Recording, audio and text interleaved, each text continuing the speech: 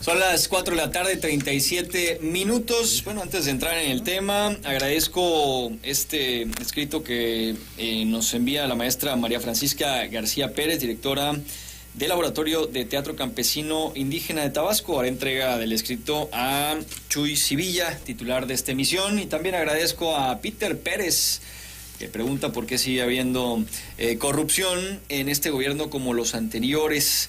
También Yacel, a través de redes, nos dice saludos a los extraordinarios maestros Emilio Digártua y Jorge Abdón. Bueno, pues ya empiezan los buenos comentarios. Es que es Día del Maestro y entonces... Así es. Por cierto, felicidades, ¿eh? Muchas gracias. Felicidades. Maestros. Gracias. Bueno, pues ustedes han estado también al frente de un gremio importante en nuestro estado, así es que seguramente muchos de ellos les están escuchando con mucho cariño, ¿eh?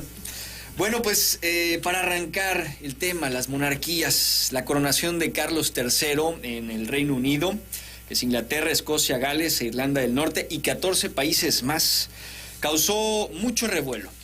Cientos de libros, decenas de documentales, películas y series como The Crown nos han acercado mucho a la corona inglesa, ya sea de manera fehaciente o ficticia.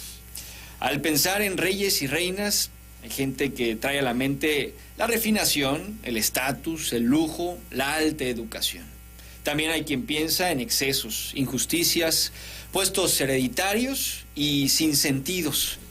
Hay quien positivamente ve a una persona o un grupo que ven por el bien del pueblo y la unidad del mismo. En fin, hoy vamos a analizar a las monarquías, no solo la del Reino Unido, sino el sistema de monarquías en general. Y para ello doy la bienvenida a dos personajes que no necesitan presentación y que nos tardaríamos medio programa en decir sus títulos nobiliarios y investigaciones y trabajos. Mejor. Bueno, es el doctor Jorge Abdó Francis, bienvenido. Muchas gracias, muy buenas tardes, felicidades a todos los maestros, especialmente a los maestros y maestras de la Universidad Juárez Autónoma de Tabasco. Y también está con nosotros el doctor Emilio Digártua y Monteverde. Bienvenido de nuevo a este micrófono. Gracias, Juan Pablo. Pues también igual, felicidades. Bueno, ya como felicitó Jorge a los de la Universidad Juárez, ahora yo a todos los demás maestros, incluyendo los de la Olmeca. Bueno, yo también a todos. Para empezar, comentar que hoy existen 43 países, de acuerdo a lo que estuve buscando, con monarquía.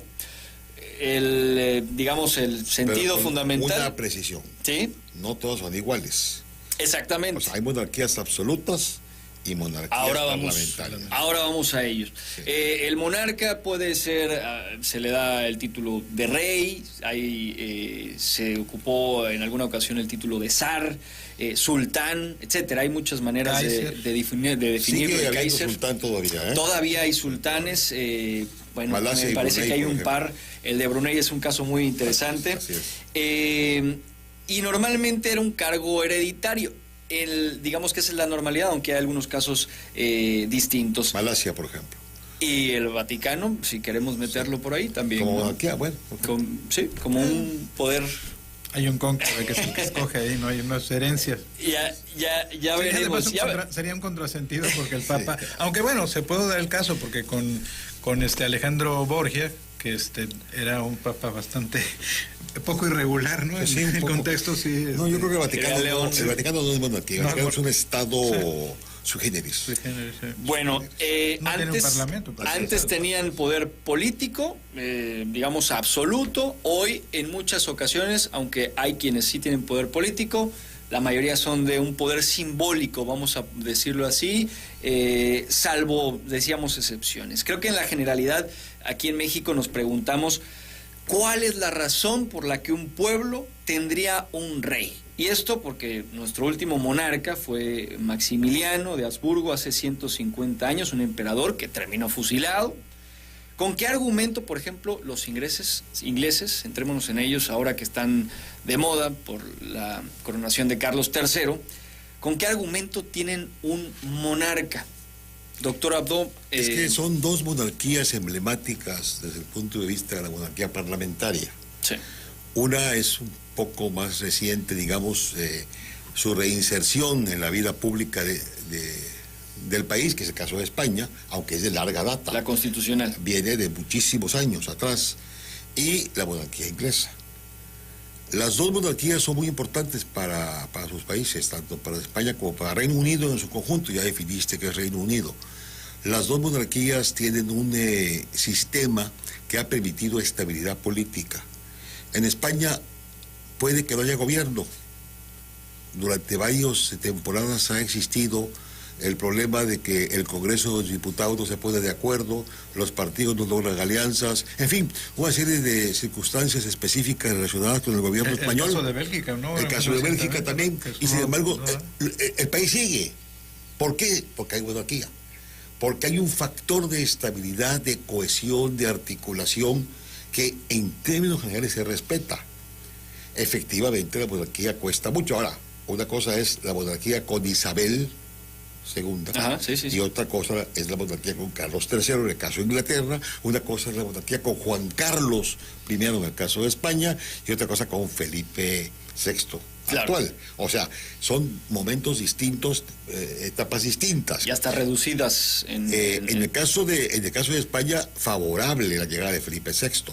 Por los escándalos. Por los escándalos y por todo lo que sucedió con Juan Carlos, aunque Juan Carlos tenía legitimidad. ¿Esa legitimidad le vino de Franco? No. Le vino de haberse puesto del lado de la democracia en el momento en que Tejero, el famosísimo coronel Tejero, se levanta en armas el 23 de febrero, intenta un golpe de Estado e intenta socavar la democracia española. Y Juan Carlos toma partido del lado de la Constitución, toma partido del lado de la democracia, toma partido del lado digamos, del nuevo régimen que se está construyendo. Nada más mencionar que hubo un periodo en España donde no hubo monarquía, digamos, establecida, se restituyó en el 39. Sí, claro, sí, por supuesto. Sí. Por supuesto, no, toda la época de Franco, digamos, aunque ahí sí la monarquía prácticamente no existía. Franco era un dictador, que es otra forma pero también antes, gobernar, ¿no? En la caída de Alfonso XIII hubo una república, ¿no? Exactamente. La segunda república, pero hubo también el la de Azaña, la República de Azaña. Entonces sí, y por eso fue de la Guerra Civil, etcétera. Bueno, y en el caso de Inglaterra, y con esto yo le daría la palabra ya a Emilio, Carlos III entra en desventaja, pero tiene dos condiciones que le pueden favorecer. Una condición, el desastre que deja el Brexit. Okay. O sea, la salida de Reino Unido en su conjunto, de Inglaterra en particular, de la Unión Europea. Uno. Y dos,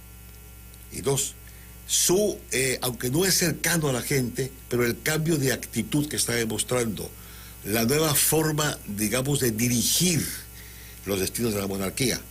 Un ejemplo que parecería, digamos así, banal, pero que es muy importante, el hecho de evitar que se arrodillen ante él todos los pares, como se llaman, en las ceremonias de coronación, por ejemplo. No, claro, fue con todo el boato, fue con todo, sí, pero hubieron detalles importantes, saludar a la gente, ir con el pueblo, estar ahí, permitir acceso, etcétera.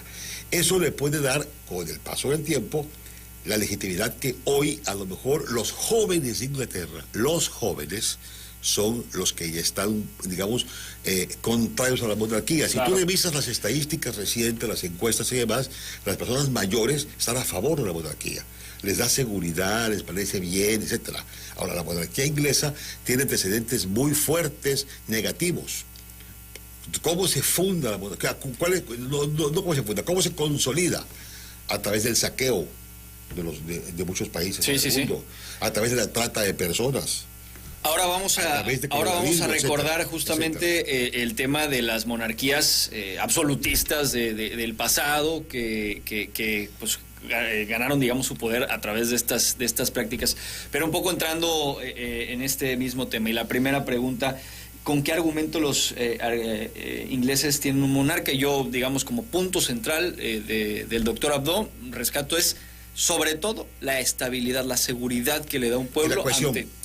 Y la cohesión ante también geográficamente la diferencia que hay entre los pueblos y entre incluso los países, los reinos que están gobernando. ¿Qué otros aspectos podrían...? Yo quisiera un poco más al tema un poco weberiano, ¿no? Max Weber plantea el esquema de las dominancias, ¿no? De las dominaciones. Y creo que es importante que nuestros radioescuchas, los que nos ven por las redes sociales, entiendan por qué de la monarquía. Es que no partimos de una monarquía, ¿no? Cuando los seres humanos aparecen en la Tierra, no sé si es en la época cuaternaria, pues había una lucha intestina entre todos ellos, ¿no? Y se escogió a una autoridad, ¿no? Alguien que tenía esa autoridad, el líder, ¿no? Max Weber define incluso la palabra de líder, ¿no? La persona capaz de conducir a un grupo determinado hacia una meta que por sí sola no puede alcanzar. Entonces el líder, ¿no? El carisma, ¿no? Entonces sería el más fuerte, el más viejo, el más sabio, etcétera, ¿no? Esos eran los componentes que daban al inicio este tema de la autoridad. Pero después esta autoridad tiene que ver también con un aspecto económico, que es el tema del cambio de los modos de producción, ¿no? Este modelo, en la etapa comunista primitiva, pues el más fuerte era un esquema en donde se permitía ese ejercicio de la fuerza. Pero después transitamos a un esquema en donde cuando alguien dijo, esta tierra es mía, se apropió de ese terreno y entonces necesitabas una autoridad. No existía en la parte del comunismo primitivo un Estado, ¿no? El Estado como componente de gobierno. Entonces surge lo que Carlos Marx y Federico Engels definen en su documento, el Manifiesto del Partido Comunista, en 1848, se cinde la sociedad en clases sociales, los dueños de la tierra y los que no son dueños de la tierra, ¿no? Entonces el amo trabaja sobre un proceso en el cual el esclavo tiene que aportarle un tributo, su tributo en trabajo, en especie, etcétera. Pero después, y esto tiene que ver con el surgimiento del cristianismo, aparece un modelo en el cual la esclavitud es considerada inadecuada. Y entonces se plantea la liberación, porque además lo que hacía Jesucristo como personaje social, no religioso, sino como líder social, es liberar a esos esclavos para que pudieran convertirse en parte de su comunidad. Bueno, y eso va a trastocar el modelo y va a aparecer posteriormente un esquema de la necesidad de transitar a un esquema de autoridad bajo un esquema de consanguinidad. Esto es, voy a heredarle. Entonces el monarca surge como una figura de estabilidad del modelo económico que va a surgir, que va a sustituir al modelo esclavista, que es el modo de producción feudal. Entonces el señor feudal va a ser una persona que le debe al monarca, que le entregue la tierra, que le entregue a los súbditos, que son los, pues el modelo feudal es porque el feudo está distribuido, se le entrega a los siervos trabajan, dan un tributo, primero en tiempo, en especie y luego en dinero. Y entonces la monarquía va a surgir como un elemento vinculado, y aquí está Thomas Hobbes, ¿no? El Leviatán, todo este contexto de el poder de la Iglesia y el Estado. Por eso, como plantea en el libro Leviatán, era una persona tocada con una corona, el báculo y el cetro, ¿no? Era esta vinculación, y eso es como nace el contexto de la monarquía. Y esto va a dar lugar, y Jorge lo va a explicar de manera muy detallada porque lo conoce muy bien, el Estado-nación, como una necesidad de establecer en un contexto en donde no había todavía fronteras y en donde la dominación era el más fuerte, que ampliaba. Claro. Hoy ese aspecto de la geopolítica, por eso dice, es que la geopolítica nació cuando Adolfo Hitler. No, la geopolítica nació desde entonces. Yo tengo este espacio, este terreno, satisfago mis necesidades, pero no son suficientes, necesito el terreno de Jorge, necesito el terreno de Juan Pablo, y los voy a invadir porque ellos me garantizan mi subsistencia. Ese es el contexto de la monarquía. Por eso nace como un contexto de explotación, de expansión. Los persas, los romanos, los griegos, etcétera, ¿no? Todos ellos bajo este concepto, ¿no? O sea, ese es el concepto de la monarquía. O sea, tenemos que entender eso. Ahora, yo muchas veces, y seguramente Jorge, cuando le pregunto a los estudiantes, oye, la monarquía, no, la monarquía es antidemocrática, no es un rey y la herencia, ¿no? Bueno, no.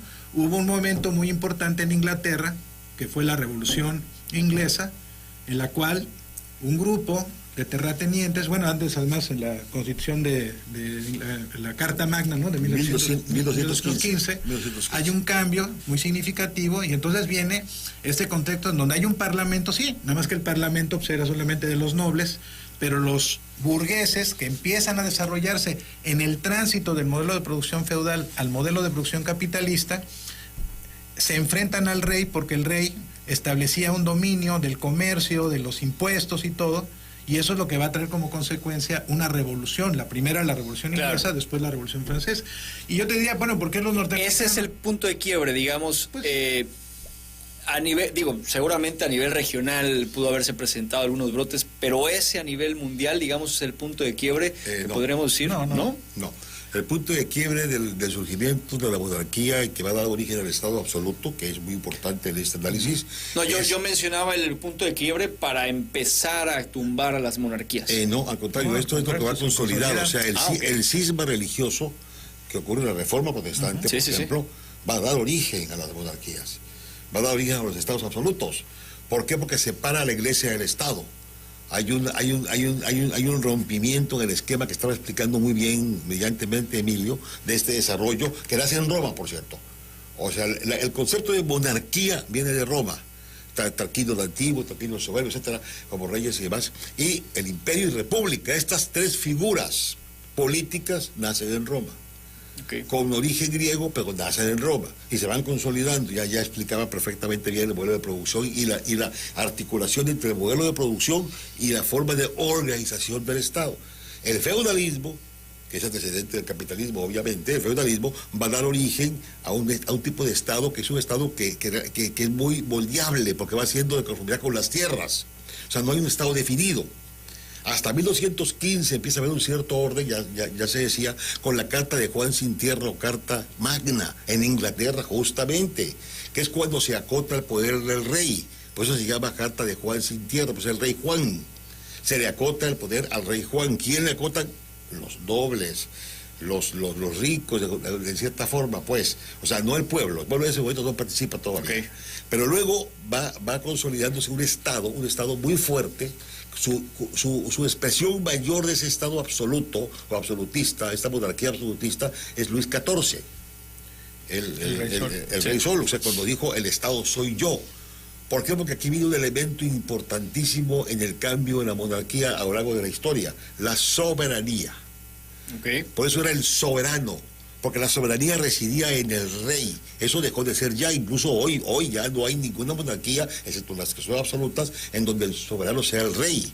La soberanía ahora reside en la nación, reside en el pueblo, y etcétera. se da el concepto del derecho divino de los Así reyes. es, y gobernaban en ese sentido, o sea, gobernaban porque así lo quería Dios, porque así lo quería, digamos, porque eran los más importantes, porque eran los elegidos para gobernar. Entonces Luis XIV es, digamos, la cumbre del absolutismo, del antiguo, lo que se llamó o se llama en la teoría política el antiguo régimen. Cuando se habla del antiguo régimen se refiere justamente a ese momento. Versalles, etcétera. Bueno, viene después la caída. ¿En qué momento está la caída? Bueno, la Revolución Francesa. Los enciclopedistas, todo cuando viene todo el movimiento de la Ilustración y demás, va a generar que haya un movimiento en contra de ese tipo de ecuación. Bueno, el rey Luis XVI era un rey bastante, digamos, endeble, malo, vendido a menos, inocuo, etcétera, como dice Emilio. Entonces, obviamente, pues se levanta el pueblo, ¿no? Sale la gente de las alcantarillas de París, los cochados de París, como se llama, toman las calles, se van a la Bastilla, toman la Bastilla y empieza un nuevo mundo, con un elemento que antes no existía, el elemento ciudadano. Nace el concepto de ciudadano, la sociedad de ciudadanía, civil, que sería, ya la anticipaba Thomas Hobbes, ¿no? Y nace el concepto de un nuevo tipo de concepto de república, que ya desde Roma existía. República es la cosa pública, pero aquí es república asociado a ciudadano. Entonces la cosa empieza a cambiar. Por eso la primera declaración de derechos humanos que se reconoce como tal, que no es esa exactamente, pero bueno, la que hay cierto consenso, se llama Declaración de los Derechos del Hombre y del Ciudadano, porque este elemento de ciudadano va a ser detonante para todo lo que va a venir después, con la revolución industrial que ya se hablaba, con todo lo demás, y bueno, estas monarquías se van consolidando. La última monarquía absoluta de Europa en el siglo XX fue la del zar Nicolás II. Que era el zar de todas las Rusias y que en febrero de 1917 es derribado, ¿verdad? Y después, bueno, pues es procesado y obviamente lo dejan sin vida, el zar Nicolás II, que es, digamos, el ejemplo máximo de lo que era digamos, el absolutismo ya en el nuevo siglo. monarquía absoluta trasnochada, ¿no? Porque ya, diríamos, ya no cabía en el contexto de lo que estaba pasando en la propia Inglaterra, ya con un parlamentarismo abierto, ¿no? Que esa es la segunda parte. ¿Por qué las monarquías de ahora funcionan de mejor manera? Porque son repúblicas parlamentarias, son monarquías parlamentarias. Incluso Jenny dice, habla de un concepto de la monarquía republicana. Utiliza ese concepto, parece contradictorio, pero en cierta forma es eso, es una monarquía republicana. Allá quiero llegar. Sí. Hay muchísimas cosas que han salido de lo que han comentado y agradezco de verdad de estar con ustedes aquí teniendo esta cátedra además gratuita para mí. Bueno, me están pagando incluso estas horas que estoy acá. No, el tema de el concepto, cuando escuchamos estos conceptos de monarquía, reyes, sultanes, etcétera, Kaiser, pensamos en el poder totalitario y la falta de democracia, ¿no? Un poco en la tónica de lo que estabas mencionando. Sin embargo, hoy los datos muestran, yo diría, lo contrario en estas monarquías constitucionales, incluso parlamentarias, porque en la lista de los 12 países con más democracia, un cálculo, una investigación que hace la revista The Economist, los 12 países más democráticos, aparecen 6 que tienen monarquía. Ahí está Noruega, Nueva Zelanda, Suecia, Dinamarca, Australia, Países Bajos y Canadá. Bueno, hay un par de países con la misma monarquía, pero parecería un contrasentido para lo que pensamos que es la monarquía. Un contrasentido, por lo que ya ha explicado Jorge. Lo que tenemos que entender primero que todo es que hay una separación del jefe de Estado y del jefe de gobierno. Así es. Que nosotros en México, en Estados Unidos, el jefe de Estado es el jefe de gobierno. Al mismo tiempo tiene esa duplicidad, por decirlo. Pero en el caso de las monarquías, ¿por qué se habla o se puede hablar de una democracia? Porque hay un jefe de Estado que, como ya lo dijo Jorge, da una garantía de continuidad a un proceso. Exacto. Continuidad que, bueno, en el caso de la reina Isabel II ni qué discutirlo, ¿no? Toma posesión en 1153 y muere 70 años después, ¿no? El hijo nació 4 años antes de que ella tomara el reinado y esperó todo este tiempo. No le fue tan fácil como al hijo de la reina Victoria, que fue la segunda más longeva en Inglaterra, pero diríamos, todos en Inglaterra, aunque algunos hay republicanos que ya no quieren la monarquía, respetan este contexto. O sea, pero no es una ilusión para el pueblo, no es una ilusión, no es algo que es más lo que quisiéramos mentalmente que esté pasando y en realidad en los hechos pues no ocurre nada. Que acabas de dar un dato de democracia, te voy a dar 2 datos más. Los países con monarquía constitucional, con alguna excepción posiblemente, son los menos corruptos. Revisa el ranking de corrupción. Son los más transparentes. Son donde sus políticos, no la corte, sus políticos viven de una manera austera, republicana, sencilla, tranquila, al servicio de la gente, al servicio del pueblo, y en caso de fallar, son relevados de su encargo sin miramiento alguno. Si no, ve la primer ministro que duró 2 meses en el puesto, ¿verdad? O sea, o Boris Johnson, que fue prácticamente defenestrado, y así podemos seguir dando datos. Eso es un dato interesante. ¿Les parece que nos quedemos con eso para seguir hablando de ello? Porque pues obviamente eso nos podría traer en muchos sentidos a México, aunque también vamos a seguir hablando. Sí, estamos hablando pero más adelante vamos a hablar de un poquito de México. Pero sobre todo porque hay que dejar fuera de lado, porque este esquema donde, no es que las monarquías son de juego, el que realmente gobierna, no.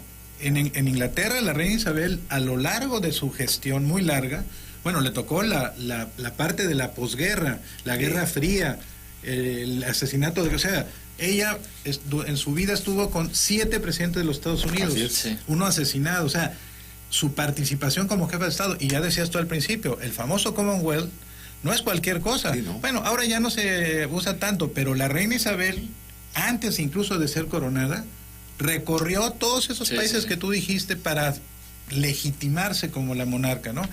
Hoy, bueno, Carlos III no tiene la misma suerte porque en Canadá hicieron una encuesta y la gran mayoría dijo que, y no solo los anglófagos, sino también los de la parte británica, de que pues no les gustaba de monarca, ¿no?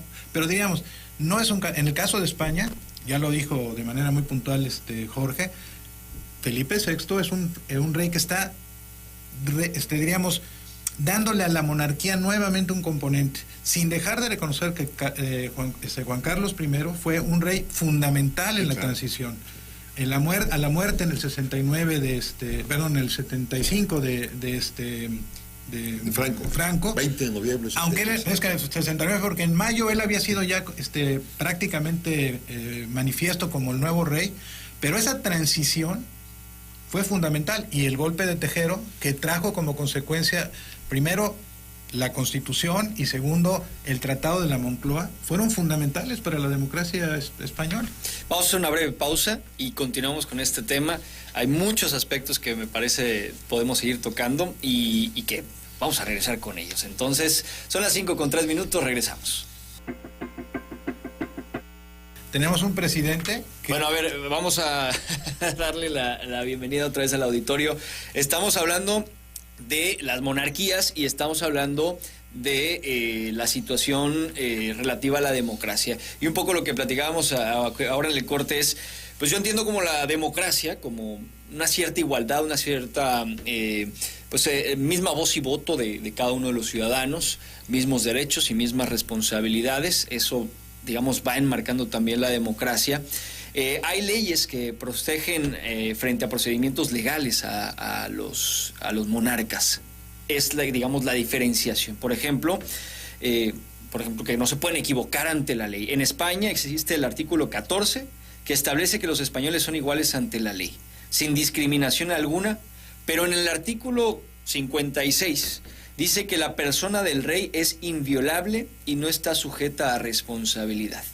Como constitucionalista, doctor Jorge Abdo, ¿no ves una violación a estas mismas normas, no sé si incluso a derechos humanos, con el establecimiento de estas leyes particulares para los monarcas? No necesariamente, porque esto incluso tiene una tradición, o sea, que el rey esté protegido ante las eventualidades de alguna... digamos, actividades que sean contrarias al ejercicio de su encargo, llamémosle así, cuando no se justifique. Entonces, por eso lo protege la Constitución. Es decir, un capítulo específico que se llama la corona, en el caso de España. Un capítulo totalmente dedicado a todo lo que el rey puede hacer, a todas las facultades del rey, y desde luego a una especie, yo no diría de protección, sino de cierta inmunidad procesal, llamémosle así. Sin embargo, el rey, su familia no. O sea, si tú revisas, y ahora en España sobre todo, lo que ha estado pasando últimamente, o sea, digamos que Juan Carlos se estuvo salvando porque era rey, y cuando abdica es por eso que tiene que salir. Pues de cierta forma sí, porque ya no es rey, aunque sea rey emérito, ya no cumple con ya no tiene las condiciones que el capítulo correspondiente de la Constitución española. Y se están haciendo investigaciones sobre todo captación de recursos, movimientos de recursos que tuvo en Andorra y en varias partes. Y todas sus amigas que también se aprovecharon de la corona. Pero bueno, eso ya sería chisme. Eso para revistas. Eso ya es parte de Ola. Eso ya es parte de Ola. Entonces, no, yo creo que no. Yo creo que todos los ciudadanos españoles, todos son iguales. Es más, hay un país inclusivo en las monarquías, es España. España ha avanzado considerablemente en la inclusión desde todos los puntos de vista.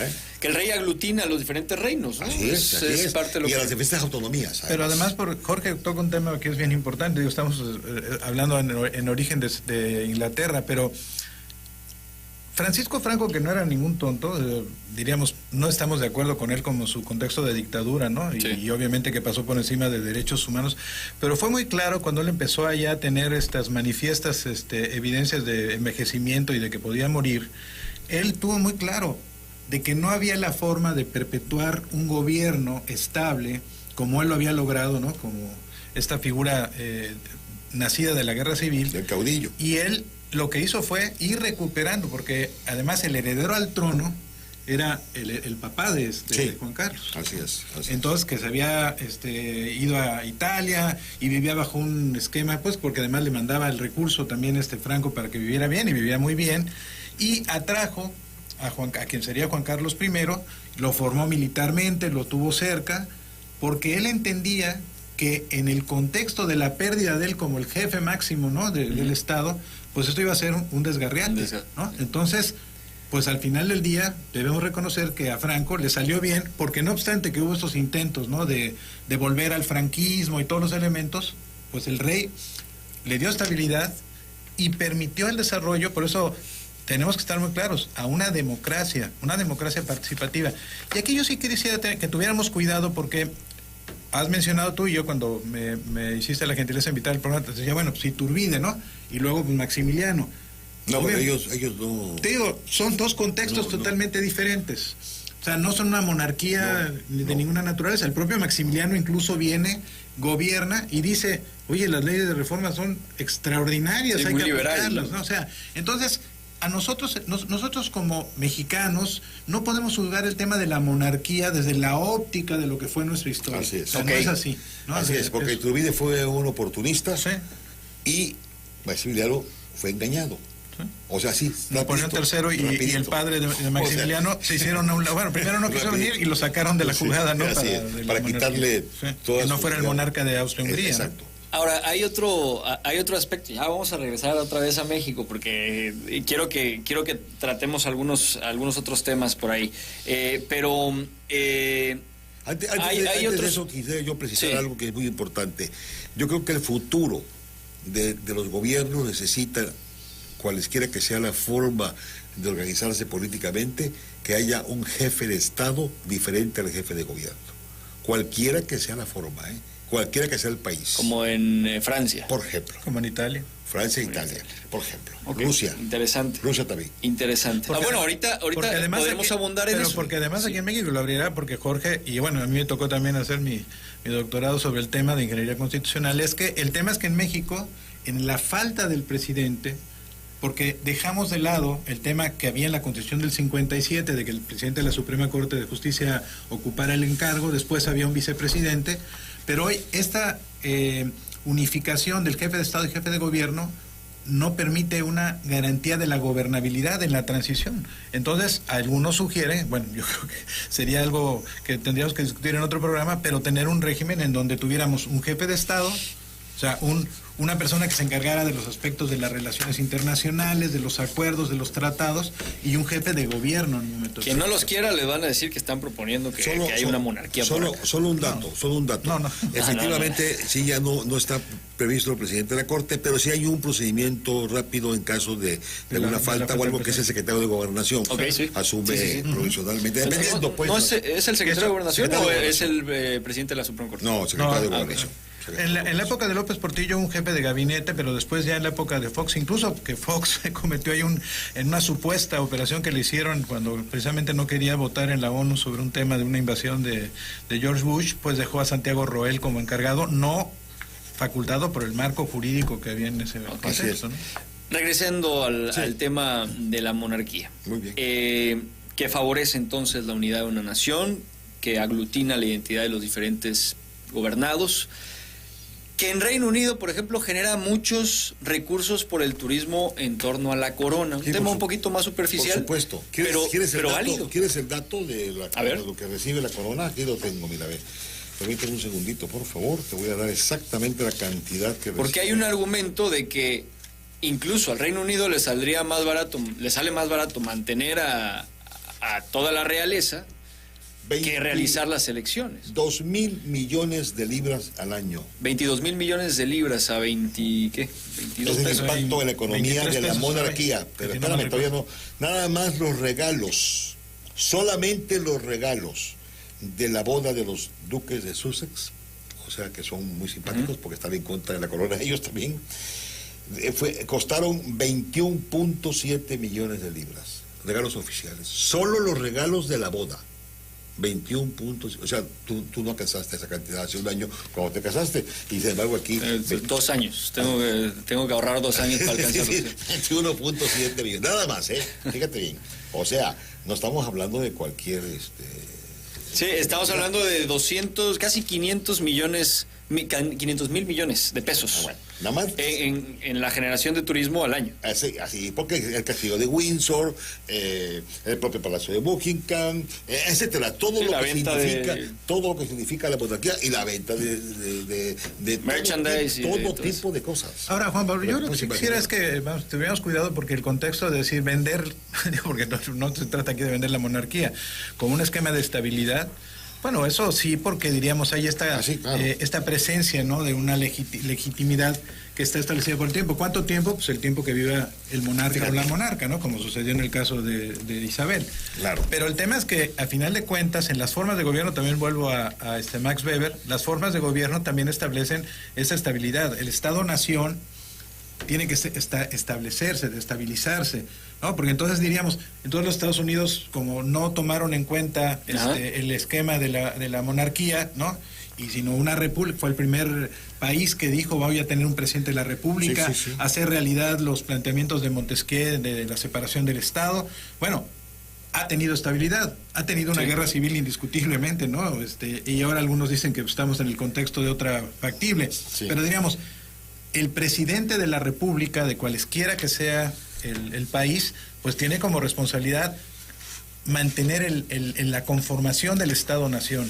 O sea, ahora, ¿por qué las monarquías son más estables? Pues porque la estabilidad del monarca no está sujeta, como estamos diciendo, a este contexto de lo voy a remover, o que en el Parlamento se pare el primer ministro y decía, es que ya Carlos III no, porque el Brexit no, eso no, o sea, eso es lo que da estabilidad, pero no quiere decir que eso signifique que el país sea estable en el contexto de la gobernabilidad. Hoy vive, como ya te lo dijo Jorge, y es importante, una circunstancia compleja, porque el famoso Brexit no les ha funcionado a los ingleses. Así es. Ha significado un empobrecimiento de su población, el problema de la frontera dura con Irlanda, que ahora tuvieron que ceder ante la Unión Europea. O sea, todos esos contextos, además, paradójicamente, ¿no?, un país colonizador que hoy tiene como primer ministro a una persona de la India, ¿no? O sea, entonces, es un contexto muy particular, pragmático, de derecha,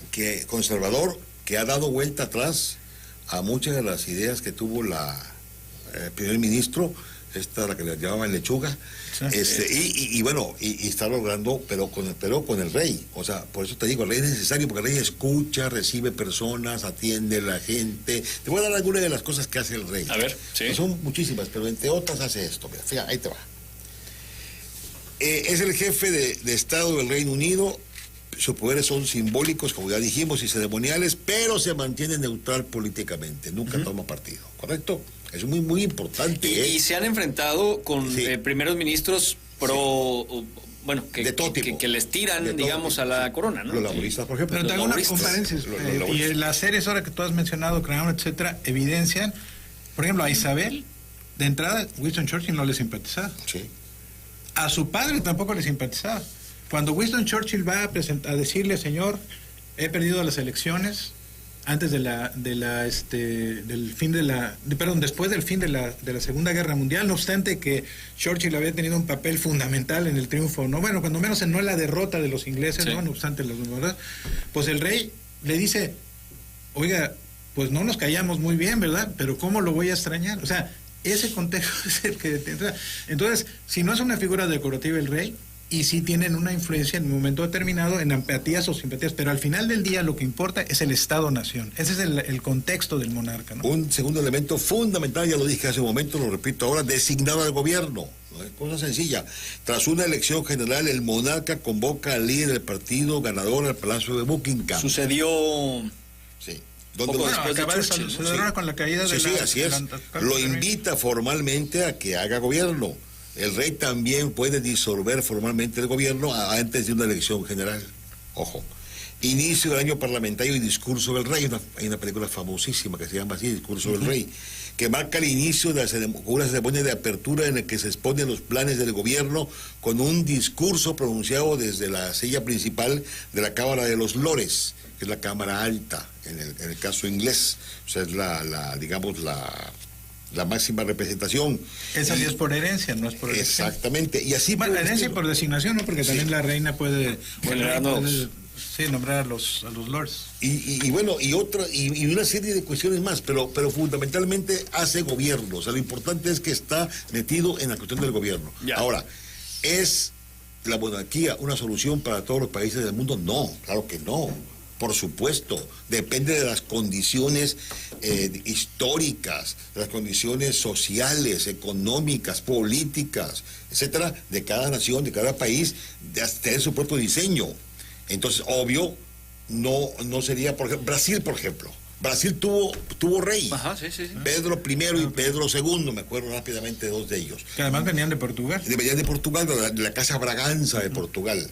Uno de ellos incluso le da su nombre a una ciudad, se llama Petrópolis, la ciudad. Petrópolis es una ciudad que está a 1 hora más o menos de Río de Janeiro, en Brasil. Esa monarquía o imperio, como también le llamaban ellos, era tan avanzado, tan progresista, que por hechos avanzados cayó la monarquía y eliminaron a la monarquía. Ellos abolieron la esclavitud en 1888. Malasia. Malasia, Brasil. pero quiero tocar el caso de Malasia. Sí. Malasia tiene un aspecto fundamental, Tiene que una es confederación. y tiene una rotación. Sí, es una confederación de sultanes o de personas distintas, pues, que tienen el poder. Y que el rey o el sultán dura 5 años en el puesto. Y lo van designando. Y lo van designando. Así es. Un aspecto de esa forma generaría un poquito más de democracia en la elección de ese jefe de Estado. No, porque Malasia, que es la única excepción respecto a las monarquías, tiene sus propias condiciones. O sea, Malasia es un estado islámico, tiene muchos grupos malayos de diferentes formas. Es una forma de cohesión. O sea, sí se justifica, que todos participen. Razas, áreas. Pero no. En los otros países no. En los otros países o hay monarquía o hay república. O sea, una o la otra. Entonces... Ese es un híbrido especial, el así de Malasia. Además es un híbrido especial, exactamente. O sea, hay república presidencial, república semipresidencial, república parlamentaria. Hay monarquía constitucional y monarquía absolutista. En términos generales somos en ese momento, bueno, y algunas dictaduras que hay. Pero además lo importante sería, Juan Pablo, que los que nos están escuchando entiendan que quizá nos quedamos con este prejuicio de las monarquías absolutas, ¿no? Sí, del totalmente. monarca que decidía todo, del que aquí, como decía Luis XIV, ¿no? El Estado y el ostento soy yo y sí, la ostentación y todo. Diríamos, eso no se ha roto y en muchos casos sí, pues el costo de la monarquía es alto. Quizás en Dinamarca. Mira, hubo un caso de Isabel II cuando se quemó la Torre de Londres, se quemaron muchas de sus joyas, de sus muñecas que tenía incluso herencia de la reina Victoria. Pues ella salió a pedir a la población un donativo para que pudiera recuperarse todo eso y entonces fue un grave error político porque la gente decía, oye, espérate, ¿no? Si te damos anualmente tal cantidad, todavía nos vas a pedir para que recuperemos tu casa, no, pues sabes qué, gracias, ¿no? Antes de ir al corte, dos cuestiones más rápidas. También tiene el consentimiento real, o sea, interviene en la participación del Parlamento, Carlos III estoy diciendo. También tiene el Día del Recuerdo, que es a todos los que han muerto en las luchas en Inglaterra. Eso une mucho a la nación inglesa, muchísimo. También es importante aclarar que son 2.500 millones de personas que gobiernan, en cierta forma. Más o menos, aunque no todos estén vinculados en este momento bajo su mandato, pero los países de la Commonwealth son 56, son 2.500 millones. ¿La India sigue perteneciendo a Commonwealth? Sí, pero no acepta ya la presencia de rey. Y no se concede porque ya simplemente si fuera la India que hoy ya tiene 1.400, ya sería medio mundo. Recibe jefes de Estado. Pero acuérdate que también dominaron China los ingleses, ¿no? Bueno. Así es, ve la parte de la tradición internacional y como dato curioso, ¿cómo se llama el rey Felipe? Felipe Juan Pablo Alfonso de Todos los Santos de Borbón y Grecia. Casi mi tocayo. Para que tengan el nombre completo. Vamos a ir a una pausa. Vamos a hablar de 3 cositas ya para concluir. Que a partir de este siglo XX, bueno, desde antes, pero en este siglo XX... Este siglo XX pasado. Bueno, pues muchos países abolieron sus monarquías. ¿Cuál es la tendencia? 1. 2. América, un continente sin monarcas. No, Brasil. Bueno, no, ahorita. En ese momento sí no. Bueno, salvo Bolivia, un caso, creo que es en Bolivia. No. Ahorita vamos, porque que el último, hay un rey afroboliviano. Que quiero hablar de él. No hay rey en Bolivia. Y el tercero es que pues hablemos un poco de los casos extraños, las monarquías selectivas, el caso Andorra, el caso de Indonesia, que Indonesia no tiene rey, pero una región que es Yakarta, que pues tiene un rey en una región, un sultán, en fin, varios casos interesantes que vamos a poner sobre la mesa y también los platiquemos. Regresamos. Son las 5:29, estamos platicando de monarquías. Es una pues un sistema de gobierno, una opción en boga, es una opción vigente, válida, o ya está en estos caminos para desaparecer. Lo que han concluido nuestros panelistas hoy es que, bueno, pues depende del contexto y depende del país y depende del pueblo, pues una situación de gobierno, una conformación de gobierno, pues puede adecuarse a ella. Y bueno, pues vamos a seguir con esto, hablando de lo que estuvo sucediendo en el siglo pasado. Rusia, Irán, Grecia, Nepal, muchos otros países abolieron sus monarquías.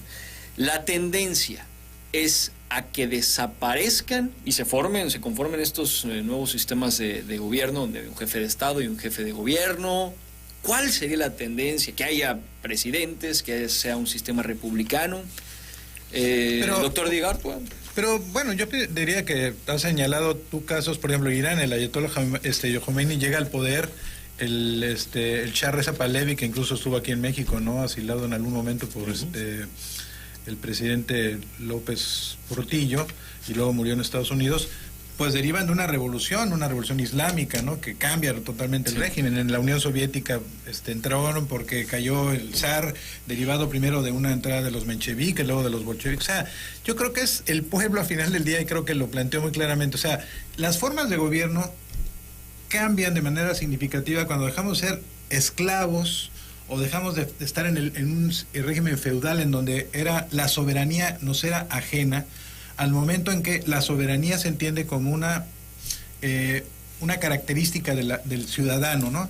Y eso tiene que ver también con los griegos, ¿no? El concepto de ciudadano viene de la ciudad, ¿no? Ellos diferenciaban entre el ciudadano, el que tenía la posibilidad de participar en la vida política, y los famosos ilotas, ¿no? Mal concebidos como idiotas, en el sentido de que eran los esclavos, no tenían ninguna posibilidad. Entre ellas, obviamente, las mujeres, aunque muchas mujeres griegas lograron sobreponerse a eso. Entonces, el tema de la monarquía es una decisión del pueblo al final del día en su preservación. No nace como una idea del pueblo, pero se transformó en una idea del pueblo gracias a las revoluciones que las modificaron.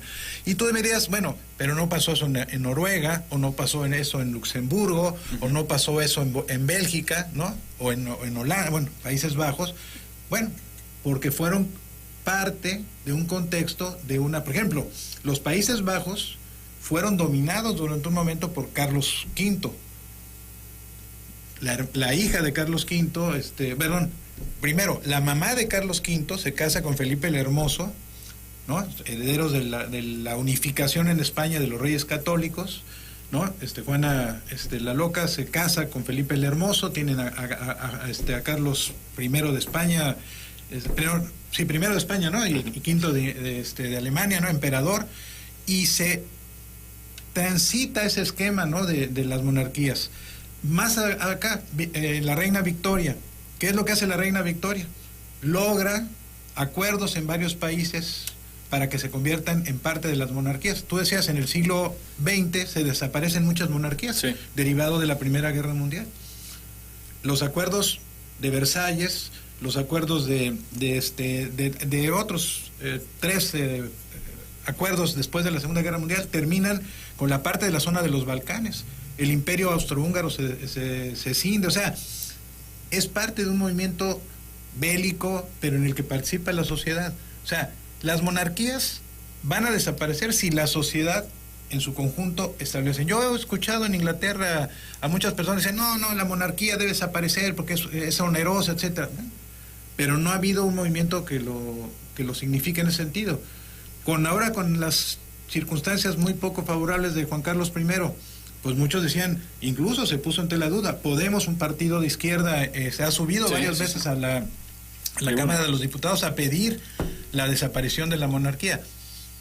¿Va a desaparecer? Es un contexto que tiene que ver con aspectos de la ciudadanía, ¿no? Claro. Que esa es la gran diferencia. Entonces, ¿es buena o mala la monarquía? Bueno, pues hay que preguntárselo a los ingleses, hay que preguntárselo a los noruegos, ¿no? Si están de acuerdo con ese régimen de gobierno. En 1993, en Brasil, la familia heredera al trono, de la Casa Portuguesa de Braganza, logró que se hiciera un referéndum constitucional para, decían ellos, retomar la monarquía, dado que el país estaba sumido en el caos, en la corrupción, en el desorden, en el desastre, etcétera, etcétera, etcétera, etcétera. Narcotráfico, violencia, en fin. Golpes de Estado. Creo. Había golpes de Estado, o sea, un problema muy serio. Sin embargo, obviamente, los partidarios de la República lograron su objetivo de permanecer. ¿Por qué? Porque anticiparon la elección, el referéndum, quiero decir. Entonces no se pudo hacer campaña por parte de los monárquicos. Y el resultado fue 60% a favor de que continuara la monarquía. Pero fue un albazo, pues. Ya. O sea, la elección, en vez de llevarse a cabo en el tiempo prudente, claro, se adelantó. O sea, fraude electoral, pues, sí, ¿no? Entonces, y de esa manera, bueno, pues es el último movimiento que en América Latina ha habido en relación con ese tema. Pero además en un país que ya tuvo una experiencia al respecto, que es Brasil. Ningún otro país ha tenido experiencias de ese tipo. Ha habido gobiernos, digamos, dictatoriales, ha habido absolutismos, ha habido caudillismo, ha habido de todo, pues, en América Latina. Pero aquí en sí, no, excepto el ejemplo de Brasil. Bien. Y ya que sumas el caso, Jorge, yo te diría el caso de Escocia. Hace 2 años antes del Brexit, intentaron su emancipación del Reino Unido. Y perdieron por 4 o 5. Hay la lectura de que hoy, en razón del Brexit, que fue muy desfavorable para ellos, pues pueda tener un favor. No la tiene fácil Carlos III, no solamente porque no sea un monarca empático, ¿no? Porque Camila no sea precisamente lo que esperábamos, ¿no? De Lady Di. Además, él es duque de alguna situación allá en Escocia, ¿no? Bueno, sí, o sea, él hereda como rey de Inglaterra todas las propiedades. Era antes el príncipe de Gales, ahora es su hijo, claro. No, es su hijo, no Henry, ¿no? Guillermo. Entonces todo esto pues está, además todo se prepara con mucho cuidado. Quiero decirte, mira, uno de los ejemplos que más me interesa poner ahorita en consideración es la planeación de la monarquía inglesa. ¿Sabes en qué año empezó a planearse la operación de cómo sería el cambio de la reina Isabel cuando ella faltara? En 1960. Okay. 7 años después de que tomó la... Eso es planeación.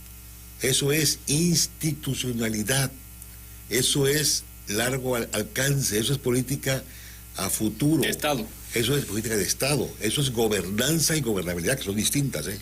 Por eso subsiste la monarquía, no es cuestión nada más así de que porque qué bonito se ven, pues no, o qué simpático el trono, no, hay todo un ejercicio, claro, de poder y todo un ejercicio atrás que viene de lejos, insisto otra vez. Y algo que se le debe a Enrique VIII, en el contexto de sus 6 esposas y la separación de la iglesia, el anglicanismo, sí, claro, se convierte en una iglesia del Estado. Sí, claro. El monarca, que es uno de los elementos, es también la cabeza de la iglesia anglicana. Sí, por supuesto. ¿No? Entonces, ahí vemos Thomas Cox, ¿no? El Leviatán, es el monarca, todo. La iglesia lo junta todo, ¿no? Así es. El arzobispo de Canterbury es la persona que encabeza este tema, ¿no? De la entronización, ¿no? Del rey y la reina en este caso, ¿no? Entonces, sí. Es todo un contexto, ¿no? Donde se unifican muchos elementos significativos, ¿no? Ahora, trayéndonos el tema América, ya hablamos de México, ya hablamos de los 2 casos de Maximiliano y de Iturbide, y coincido y creo que de manera muy breve se concluyó, prácticamente se cerró el tema, okay. Pero América Latina no tiene reyes. Insisto, por ahí leí que de manera regional hay un rey afro-boliviano, Julio I se llama, el único en América, pero bueno, ni siquiera es de todo el estado. No creo que tenga ninguna... ninguna representatividad. Sí, exactamente. Es como los reyes brasileños de la selva. Exactamente. Hay uno que se la parte de la Amazonia, la parte de la Amazonas, no tiene ninguna fuerza política. Pues. ¿Qué es? Es, no sé, hartazgo del colonialismo, el querer cambiar el sentido de gobierno, la tradición. Nuestra tradición es republicana, Juan Pablo. O sea, nosotros, a ver, en 1821, en el caso de México, vamos a ver el caso concreto de México, México logra la primera parte de la consumación de la independencia, porque eso de que se consumó ese año no es del todo cierto. Sí. Pasaron muchos años más hasta que España reconoció la independencia de México. En ese año todavía España no reconocía. El Tratado de Londres, ¿no? Hasta el 36. Entonces, entonces, ¿qué pasa ahí? Hay que formar un gobierno. ¿Cuál es el primer gobierno que inmediatamente se forma? O sea, ya una vez que ya se colocan las piezas, digamos, un imperio. Un imperio totalmente inútil. Un imperio para darle solamente al señor Agustín de Iturbide, Agustín I, pues para su ego personal. Y hacer un lado Vicente Guerrero. Un imperio, Vicente Guerrero, un imperio para premiar al traidor. Porque finalmente Iturbide es un traidor, digan lo que digan los iturbidistas, ¿verdad? Porque hay gente que sigue a Iturbide y va el 21 de julio a la Catedral en México y hace una ceremonia, porque es el día que se coronó, etcétera. Un imperio que no trajo ningún beneficio para México, al contrario. Entonces, la gente observa, pues, está viendo que eso no sirve. Tanto sirve que cuando disuelve el Congreso, pues no puede gobernar con el Congreso, pues el Congreso obviamente pues no quiere eso, no quiere, ya veníamos de 300 años, digamos, de Nueva España, que no era monarquía realmente en México, pero de todas formas era pues un control absoluto desde la metrópoli, desde la capital y desde Madrid. Para el ejercicio del gobierno, 300 años. Entonces, ¿qué hacemos? Bueno, vamos a agitarlo. ¿Qué es lo conveniente? Bueno, la República. ¿De dónde viene el ejemplo de la República para México? Ahí voy. Hay dos influencias importantes. La influencia de los pensadores franceses, que son republicanos, contrarios a la monarquía, pero obviamente pues ellos echaban abajo la monarquía absoluta, y la influencia de Estados Unidos. La influencia de Estados Unidos en el tema del federalismo, a un poco, si podemos hablar de eso, y el modelo de Madison, Jefferson, May, etcétera, y la influencia francesa. Entonces, se decide, el debate de cómo va a ser la nación mexicana no se da si es monarquía o república. Ese no fue el debate. El debate del 23-24, que es el debate del primer constituyente mexicano, ya de México independiente, es si vamos a ser república federal o república unitaria, centralista. Ese es el debate de fondo. Ramos Arizpe por un lado, Fray Servando por el otro. Y entonces gana, dice Jesús Reyes Heroles en una frase muy afortunada. En la Constitución de Cádiz ya habían planteado. Ya desde Cádiz, desde la PEPA, la famosa constitución que se le llama la PEPA. ¿Por qué la PEPA? Porque se proclamó un 19 de marzo. Entonces San José, pues es la PEPA, pero esa fue la constitución de Cádiz, española, donde participó un tabasqueño. Esa cosa que otro día hablábamos de eso en otro programa. José Eduardo de Cárdenas y Romero. Recuerdo. Pero bueno, independientemente de eso, entonces, ¿cuál es el debate?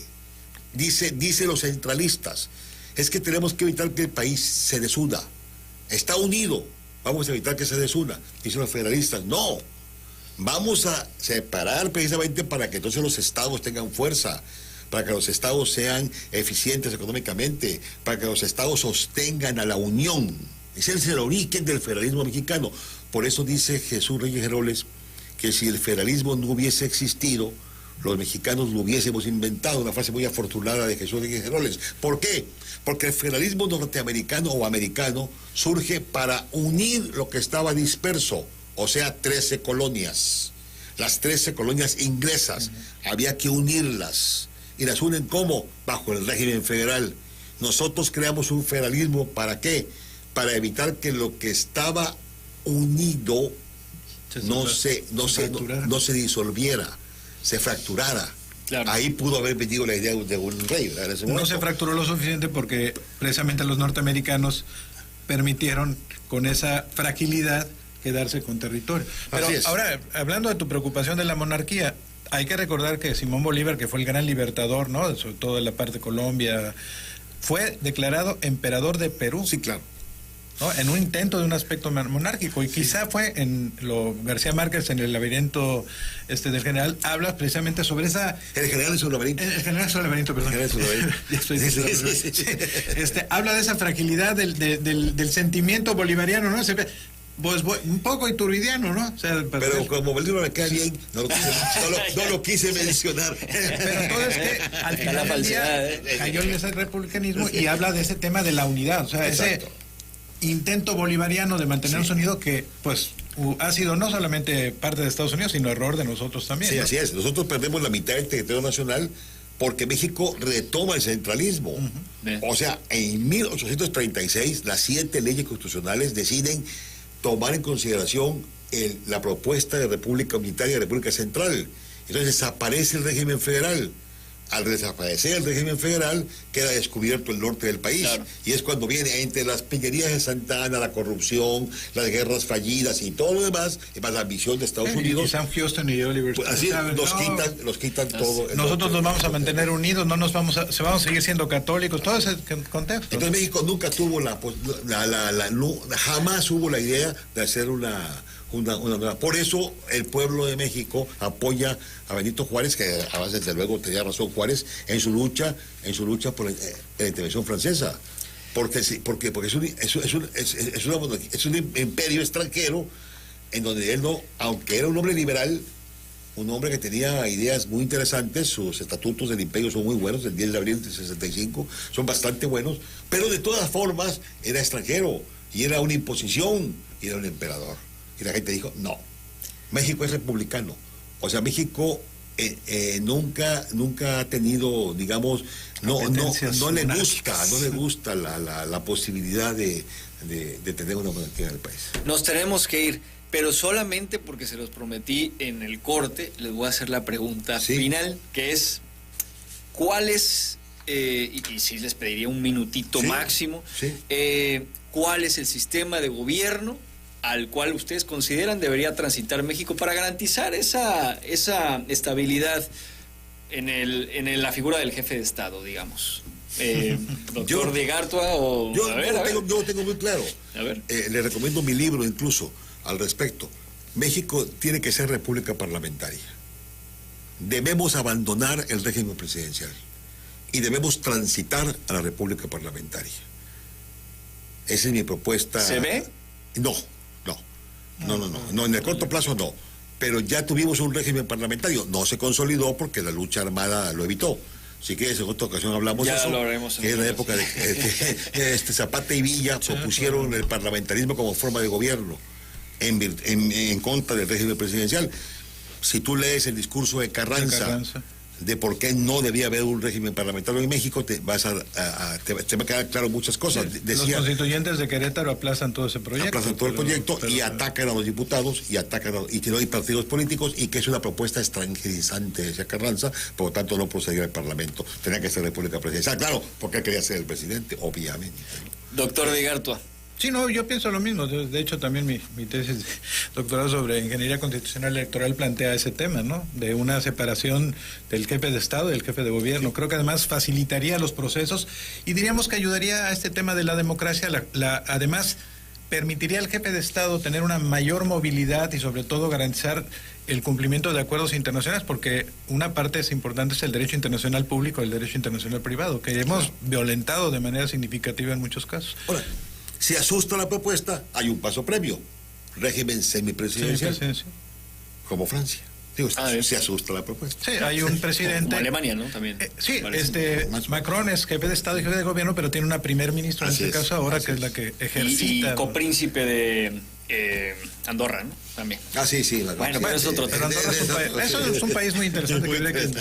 Sí. Bueno, nos tenemos que ir, ha sido un deleite estar con ustedes y bueno, pues ya sabemos para qué les decimos que no, más adelante seguramente habrán otras intervenciones, otras invitaciones por acá, pero ya con el titular de esta emisión, Chuy Sevilla. No, contigo si no venimos. Bueno, ya está. Seguramente nos está escuchando. Muchas gracias por estar por acá, doctor Jorge Abdón. Gracias a ti. También al doctor Emilio Digarto y Monteverde, muchas gracias. No, de que gracias, aquí nos vemos el miércoles próximo en Visión Empresarial. Eso sí. Bueno, vamos a hacer una pausa, nosotros regresamos con el Chichito de Historia y Cultura y hablamos de la profesión de la enfermería. En su día, hace unos 3 días estuvieron celebrando, vamos a tener una plática muy interesante.